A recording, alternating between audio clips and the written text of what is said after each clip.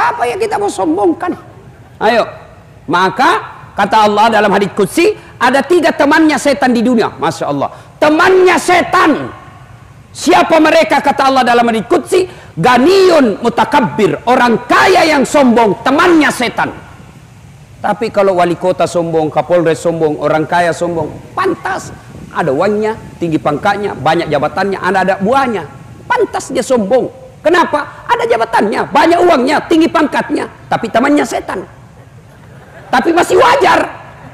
Ada juga orang tidak ada kerjanya, pengangguran, tidak terkenal, jelek mukanya, bau keteknya, sombong lagi. Bukan aku temannya setan, kau sudah jadi setan cilaka. Kalau Kapolres sombong masih wajar lah, ya Kapolres. Tapi Satpol PP, pegawai honor, polisi setengah mau sombong, Tapi bukan polisinya, Satpol PP-nya Ternate. Satpol PP-nya Ternate yang datangkan Ustadz Dasar. Masya Allah. Itu Pak Fandi itu. Wah, luar biasa. Ya, barusan saya diundang ceramah Satpol PP, Pak. Barusan seumur-umurku jadi penceramah. Luar biasa. Dia kasih seperti juga saya anak buahnya kadang-kadang. Siapa Pak Ustadz? Di mana sekarang? Mana? Dalam hatiku, ini Pak Komandan ini, dia kira saya juga Satpol PP.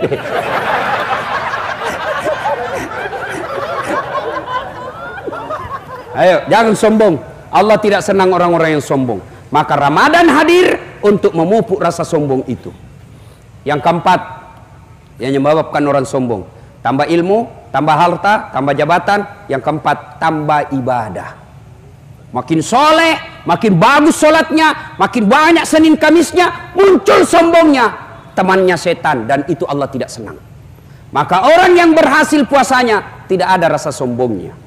Dan puncak kesombongan, kata Nabi, puncak sombong paling tinggi adalah melalaikan sholat. Itu orang paling sombong itu, orang yang tidak mau sholat. Ada di sini malas sholat? Ada? Ada? Ibu-ibu paling sering tidak sholat kapan? Kalau selesai haid. Nabi bilang suaminya, kenapa belum pakai sholat? Biasanya 5 hari, ini kok 7 hari belum sholat. Apa Nabi bilang? Orang belum bersih. Bohong kamu, masih ada sedikit-sedikit. Kau bohongnya? Apa bohong? Saya kasih lihat kok. Ini. Apa mau dikasih lihat?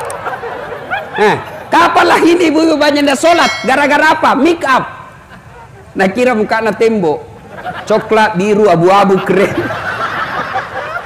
Beleng-beleng. Mana lebih parah? Itu nak kasih lebih lagi dunia. Ada lagi model baru nih, itu buku kuliah itu anunya rumah tanah nak kasih lebih sedikit. Saya bilang apa lagi lebihnya itu? Dia bilang supaya seperti artis Korea. Betul, dia bilang artis Korea baru dimasuki tinggal.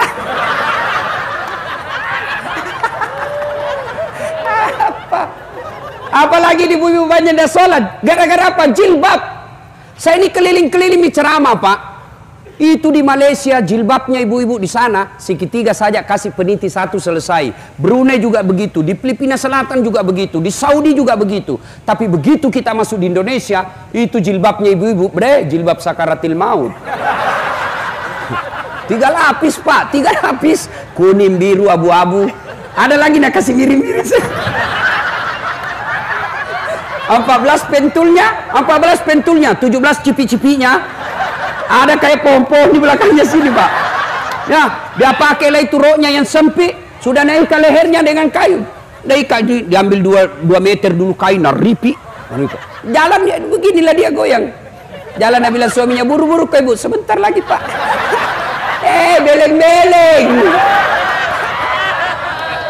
Begitu masuk waktu sholat, hayya 'alas sholat. Datang suaminya, ibu, kok sudah haji itu? Baru-baru kok pulang umroh. Habis uangku 25 juta untuk kasih umroh kok. Kok sudah mau asar ini, kok belum sholat duhur? Kok pergi sholat dulu. Sadar kok, Pak. Justru saya sadar ini, kok suruh kok saya sholat. Sadar kok, Pak. Saya sudah sadar kok suruh kok sholat ini. Kok anda lihat ini jilbabku 1 jam dipakai. Semua ini. Ayo. Baik, Pak. Demi Allah. Ada yang tanya, Ustadz, kenapa bisnisku berantakan? Kenapa rumah tanggaku kacau? Kenapa setiap urusanku selalu berantakan? Tidak sembahyang kau bos. Kalau kau tidak sholat jangan kau harap baik hidupmu. Tidak ada itu. Tuhan apa yang kasih susah hidupnya orang yang baik sholatnya? Tidak ada. Coba saya kasih contoh. Siapa yang punya dunia? Siapa? Allah. Bagaimana kau bisa miliki dunia kalau yang punya dunia kau tinggalkan? Ayo, contoh lagi. Pak Wali Kota ada ajudannya. Ada toh? Pak Kapolres ada ajudannya. Coba kalau Kapolres atau Wali Kota panggil ajudan. Ajudan! Itu ajudan biar lagi baring-baring langsung lompat. Siapa? Nah buan jalan koteknya. Siapa perintah? Langsung. Siapa perintah Pak? Biar itu masih ada jalan kok. Siapa? Begitu takutnya itu sama wali kota. Ada ndak ajudan dipanggil sama Kapolres? Ajudan, tunggu dulu Kapolres. Sini dulu. Bapak ndak lihat saya sibuk. Jago mutu. Mana? Tapi Kapolres sebenarnya itu ada juga natakuti. Siapa? Istrinya. Mana ada polisi ndak takut sama istrinya? Nah bilang temanku sebenarnya itu polisi tidak takut sama istrinya Ustaz. Cuma ini istri suka melapor sama istrinya komandan. Dan komandan juga takut sama istrinya. Ayo coba lihat. Manusia begitu takutnya sama wali kotanya. Begitu takutnya Kapolresnya dipanggil langsung lompat. Padahal bukan Kapolres yang kasih rezeki, bukan wali kota yang kasih ujumur, bukan wali kota yang kasih kesehatan, bukan Kapolres yang kasih kalian nyawa, Allah. Lalu kenapa ketika Allah manggil kalian, hayya 'alas shalah, sini kau penghuni pasar, sini kamu sholat, sholat, sholat. Kita berdoa, ya Allah murahkan rezekiku, ya Allah bahagiakan keluargaku.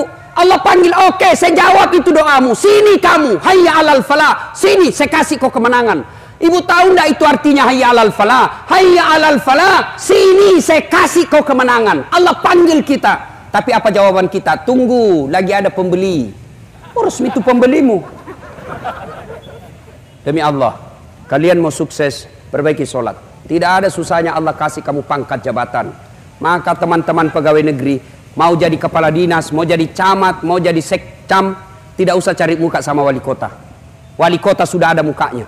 Bapak juga sudah punya muka. Ada juga itu pegawai negeri kalau di depannya wali kota mereka kayak tidak punya harga diri saja. Ya, siapa? Tidak laku itu zaman kolonial itu begitu bos. Saya biasa kasihan lihat itu pejabat di depannya atasannya ada suaminya, ada istrinya, ada anaknya di situ. Anaknya dia lihat bapaknya kayak tidak punya harga diri. Ya Pak. Aduh, jangan berlebihan Pak. Lebih baik Bapak minta kepada Allah. Kalau Allah yang kabulkan doanya Bapak, kecil kekuatan wali kota. Yang tidak masuk akal saja bisa terjadi kalau Allah yang mau. Apalagi yang memang masuk akal. Mana maksudnya Ustaz tidak masuk akal? Perempuan bisa tidak hamil tidak pernah disentuh laki-laki? Hah?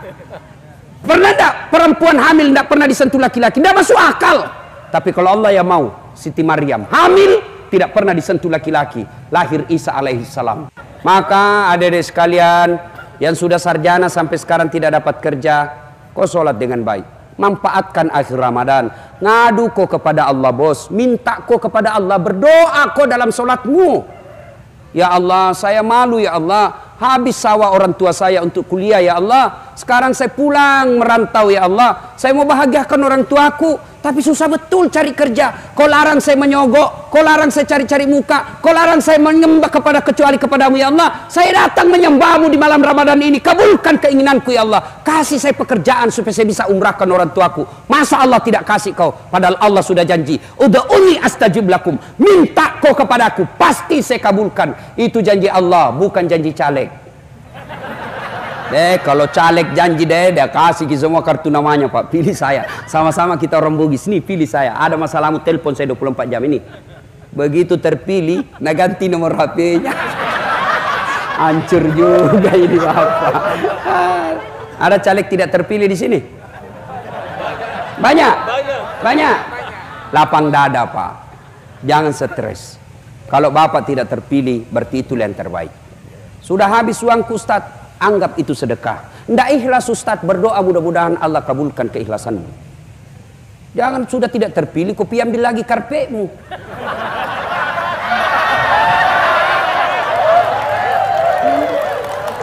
Ya, ayo, sudah.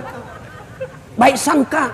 Saya dulu tamat SMA daftar tentara, mau jadi polisi, tentara penerbang. Begitu tes fisik tidak lulus. Kenapa? CPR. Udah cukup tinggiku. Saya protes kepada Allah, ya Allah, kenapa kau lahirkan saya dalam keadaan pendek? Kau tidak rugi jadi tuan kalau saya jadi tentara. Temanku lulus polisi waktu itu, dia sekarang di Serse Sulbar, Mamuju, dia pakai satu bunga-bunga di pundaknya. Saya lulus jadi ustadz pakai baret putih. Tapi alhamdulillah dengan baret putih yang saya pakai, mulai baret merah sampai baret hitam, ku caramai kau semua. Apa ya? Allah kasih yang terbaik, bos. Jangan kau sangka buruk. Sudah macalek kau gagal, sangka baik. Allah kasih kau waktu 5 tahun lagi sosialisasi. Allah tahu di 2021 ada korupsi di kantor DPR, Bapak hilap tanda tangan, Allah tidak mau Bapak dipenjara 7 tahun. Maka baik sangka, ya, berdoa dalam sholat, tapi tidak mungkin Allah kabulkan doamu kalau kau tidak sholat. Ustadz itu tidak sholat, tidak puasa, bagusnya rumahnya. Kok bisa Ustadz? Betul, bagus rumahnya, tapi tidak ada tenang dalam rumahnya. Bagus rumahnya Ustadz, bisnisnya jalan, betul, tapi apa? Anaknya 3, 1 pengedar, 1 pengisap, 1 kawin lari di bak bandar. Betul Ustadz, bagus banyak rumahnya, mewah usahanya, tapi apa? Anaknya pulang jam 3 dini hari, diperkosa. Kenapa itu Ustadz? Baik sholatnya, 5 waktu di masjid, kok hidupnya susah, sangka baik. Sholat tapi hidupnya susah, berarti andai dia tidak sholat lebih susah lagi hidupnya. Bagus sholatnya Ustadz, kok banyak masalahnya, berarti bisa jadi dia tidak ikhlas. Hayya 'alas sholat, asar lagi, barusan kita selesai duhur, tidak ikhlas kok bos. Dia sholat Ustadz 5 waktu di masjid, kok banyak masalahnya, berarti bisa jadi dia sholat tidak sesuai yang diajarkan Nabi. Sholat tidak semangat. Allahu Akbar. Bismillahirrahmanirrahim. Ya kena Isra. Biar pantanan aku kunci juga. Sama ajar ku sembahyang begitu. Ada juga orang sembahyang kan tidak semangat sekali. Selang. Ada juga sholat Pak, cari kunci motor. Allahu Akbar. Pas di rakaat kedua dia pergi. Mana kunci motor? Baru dia sadar, melengket di motor. Baik, pasti kau tidak husu. Hilang sudah. Allahu Akbar, Allahu Akbar. Bagaimana mau baik sholatmu kalau kau begitu bos? Ya kau ketawa ini, kakak kena. Sholat, apalagi sholat dia baca semua di dinding. Allahu Akbar. Persatuan Guru Republik Indonesia Cabang Kota Ternate. Ini kalau imam terlalu panjang Pak, kan kita kreatif Pak, dibaca semua. Kita meruku, belum selesai ruku kita mau ikut, tidak dihafal, terpaksa dibaca semua Pak. Keadaan keuangan Masjid Agung, sudah itu belum selesai juga, terpaksa baju lagi dibaca. Caleg DPR RI nomor 7, semua dibaca Pak. Bagaimana mau baik sholat kalau seperti itu? Ayo. Nah, kalau baik sholatnya, insya Allah Allah mudahkan kehidupan. Dan puncak kesombongan orang adalah ketika dia tidak sujud di hadapan Allah Subhanahu wa taala. Nah, ini yang kedua. Sifat orang takwa, taqaf. Apa itu qanaah? Apa itu qanaah? Merasa cukup dengan apa yang Allah berikan. Kenapa banyak orang di penjara? Karena dia tidak mensyukuri apa yang Allah berikan. Kenapa banyak orang akhirnya dipermalukan di media massa? Karena dia tidak mensyukuri apa yang Allah berikan.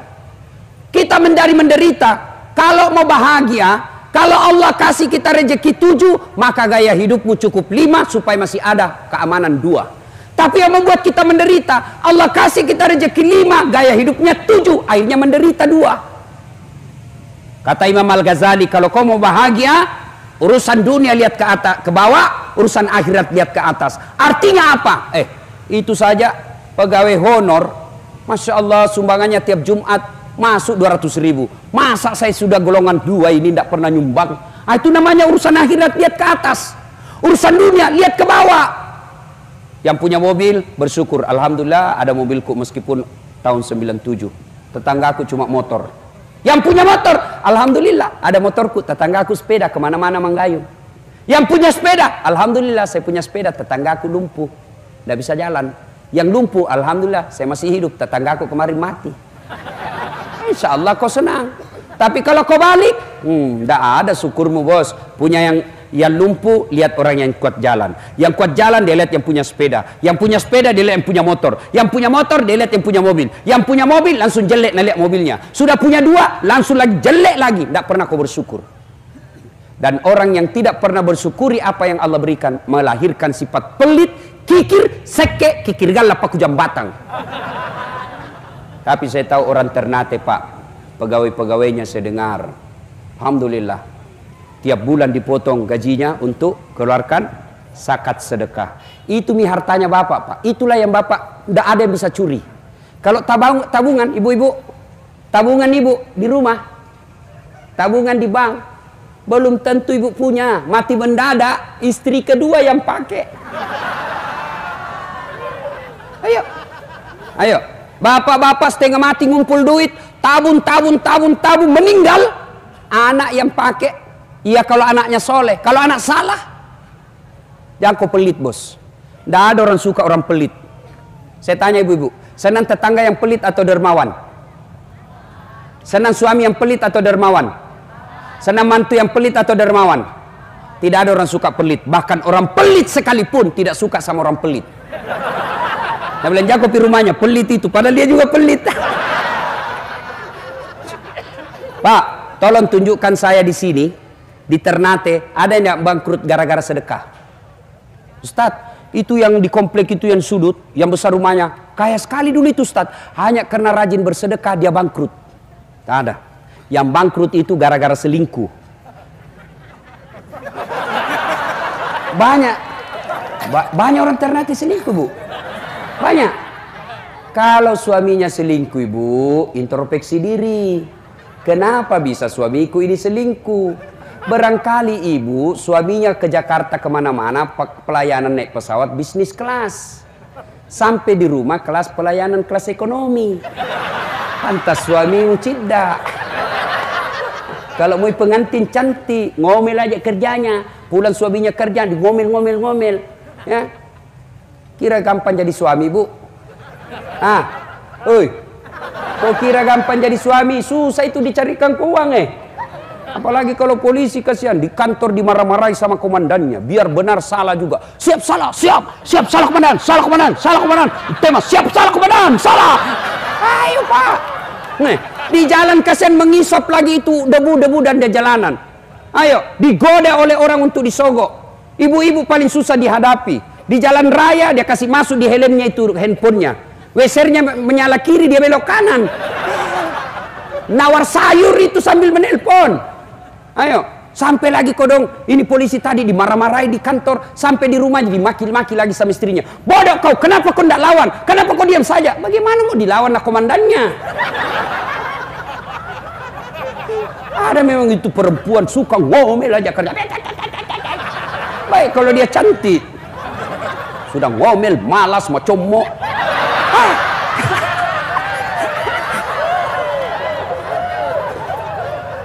Ibu, ada pernah tanya ke ibu, dia bilang, Stas, kenapa itu suamiku tidak betah sekali di rumah? Saya takut dia tersinggung. Saya bilang, singgih dulu. Ada orang suami istri bu, ngomel aja kerjaan istrinya. Tidak mau berhenti ngomel. Akhirnya suaminya berpikir, bagaimana ini supaya istriku tidak ngomel? Dia bawa ke toko perhiasan. Dia belikan emas. Oh senang betul istrinya. Suaminya berpikir, dibawa saya mana ini istriku supaya saya tidak dengar ngomel. Wah diingat, di kampungnya ada sumur tua.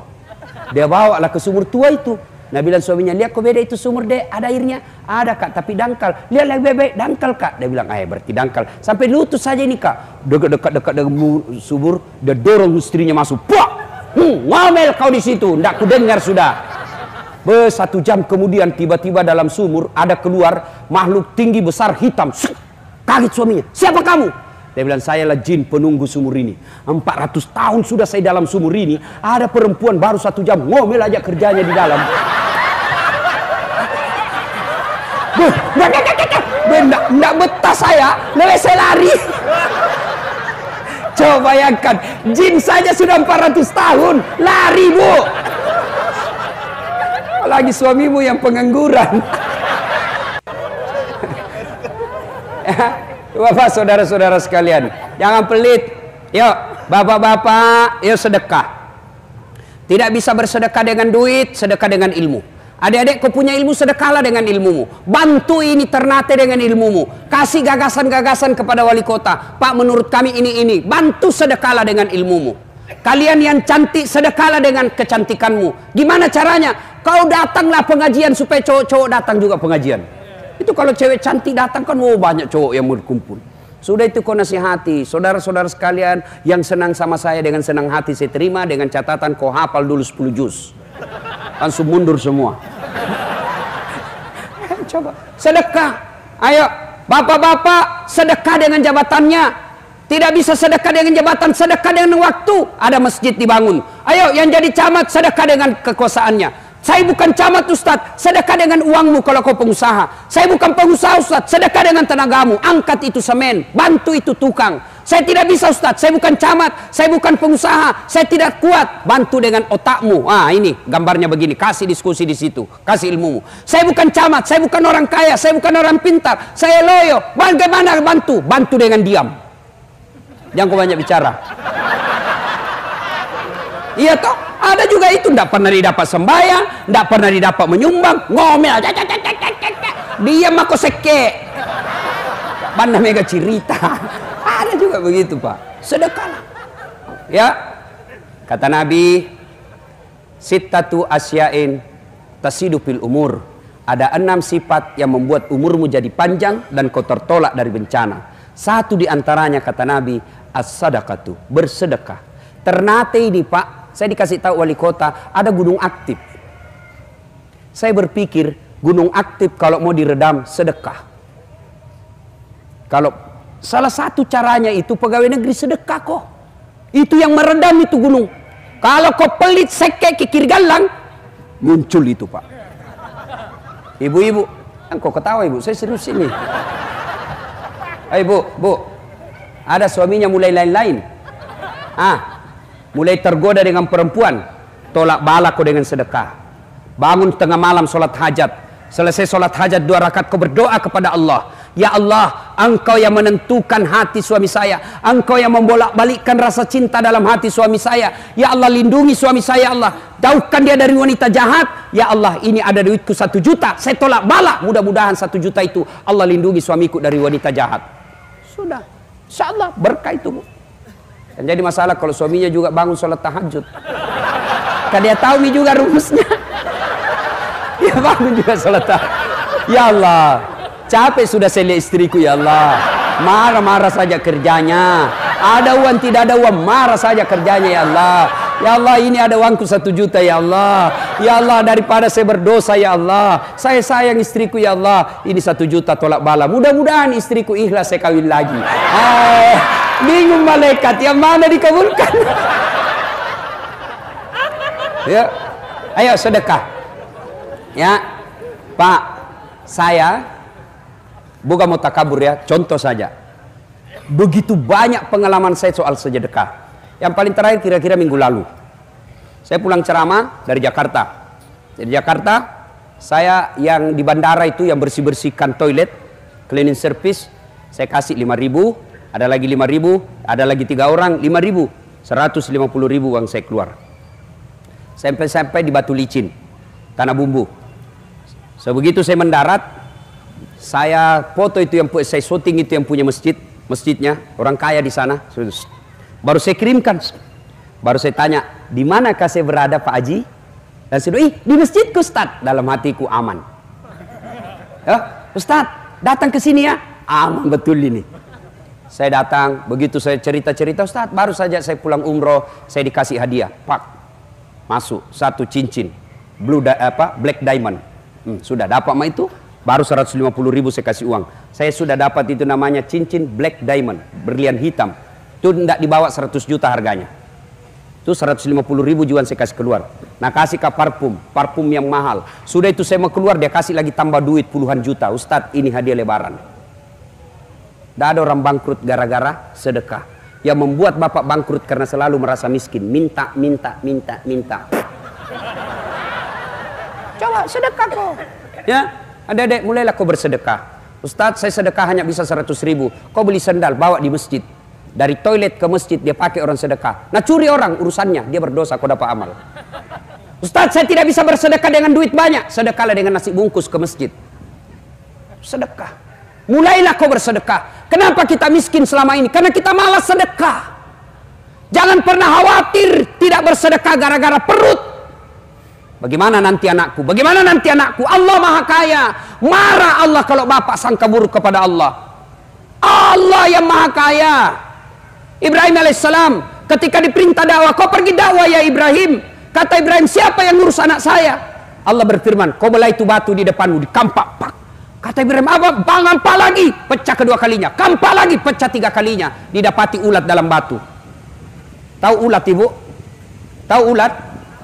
Tidak ada kakinya, tidak ada tangannya, tidak sarjana, tidak ada sertifikat bahasa Inggrisnya. Bisa hidup dalam batu yang sangat keras. Siapa yang jamin? Kata Allah, saya Tuhanmu yang Maha Kaya. Jangan kau putus asa soal rezeki. Saya yang ngatur. Berhenti kau korupsi gara-gara perut. Berhenti kau menghalalkan segala cara gara-gara perut. Allah yang kasih kau rezeki, bukan atasanmu. Coba itu Pak. Tahu cicak? Tahu? Apa namakan cicak? Hah? Masuk akal enggak? Satu terbang, satu di dinding. Mana bisa? Di mana ketemu? Tapi Nabila lagu dulu. Cicak-cicak di dinding, diam-diam merayap, diam-diam jadi rayap. Datang seekor nyamuk, nyamuk yang datang. Nyamuk Allah kasih tahu, nyamuk masuk ke perut, masuk ke mulutnya itu cicak. Datang seekor nyamuk, hop, lalu ditangkap. Lagu tidak ada bilang apa? Lagu tidak bilang cicak lompat ke nyamuk. Wah, setengah mati buat lengan ya bos. Jangan kau putus asa, jangan kau pelit. Kalian pelit, maka itu sumber kemiskinan bagi kalian. Sedekah. Masya Allah. Ya, berikutnya karakter orang bertakwa. Ta, kaf, waw. Apa itu? Wara. Apa itu wara? Mampu menjaga diri dari hal-hal yang subhat. Apa itu subhat? Antara halal haram. Ini halal, haram halal, halal. Itu subhat. Kita kalau berhasil puasa, jangankan haram, halal saja boleh ditahan. Contoh, bapak-bapak, istri di rumah halal atau haram? Halal atau haram? Halal. Tapi jam 12 siang Ramadan halal atau haram? Wah, jangan kau coba-coba 60 hari kau dendamu bos. Bagaimana kalau malam Ustaz? Halal atau haram? Haram kalau bukan istrimu. Iya bos. Yang halal itu istri. Yang haram dari subuh sampai maghrib. Maghrib sampai subuh terserah mau berapa kali. Kalau istrimu, selingkuhmu 24 jam haram. Coba. Ayo. Ada yang tanya, Ustaz, bagaimana kalau Ustaz? Selesai begitu harus langsung mandi? Tidak. Bukan karena puasa Anda wajib mandi junub, tapi karena mau sholat subuh. Bayangkan kalau selesai begitu langsung mandi. Kalau pengantin baru, selesai buka begitu mandi. 1. Mau pergi taraweh begitu lagi mandi lagi. 2 mie.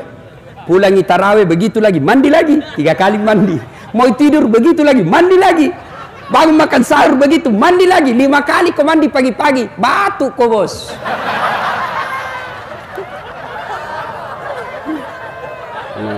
Bagaimana kalau anak muda Ustaz? Nah, kalau anak muda mimpi basah siang hari bagaimana Ustaz? Sah tidak puasanya? Sah. Anak muda mimpi basah, masa ada kepala dinas mimpi basah? Anak muda, anak-anak mahasiswa, anak SMA mimpi basah dia siang hari, sah tidak puasanya? Sah, dengan catatan begitu kau bangun langsung mandi. Kalau mimpi basah. Tapi kalau kau kreatif sendiri batal. Kena kau denda. Jelas ya? Sudah. Yang keempat, karena waktu terbatas.